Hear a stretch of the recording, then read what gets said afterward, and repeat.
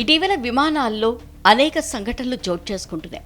విమానాల చక్రాలు ఊడిపోవటం, ఒకే రన్వే పైకి 2 విమానాలు ఒకేసారి రావటం, త్రుటిలో తప్పించుకోవటం ఒక రకమైతే, విమానాల్లో ప్రయాణించే ప్రయాణికులు కొందరు గాల్లో ఉండగా ఎమర్జెన్సీ డోర్ ఓపెన్ చేయటం లాంటి ఘటనలకు సంబంధించిన వీడియోలు కూడా నెట్టింట వైరల్ అయ్యాయి.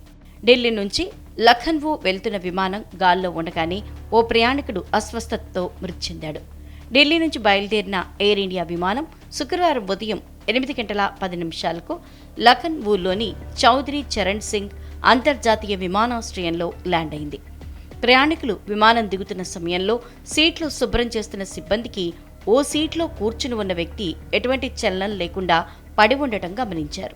అందులో ఉన్న వైద్యులు అతన్ని పరీక్షించి మృతి చెందినట్లు ధృవీకరించారు. సిబ్బంది వెంటనే అధికారులకు సమాచారం అందించారు. మృతుడిని ఢిల్లీకి చెందిన ఆసిఫ్ ఉల్హా అన్సారీగా గుర్తించినట్లు అధికారులు పేర్కొన్నారు.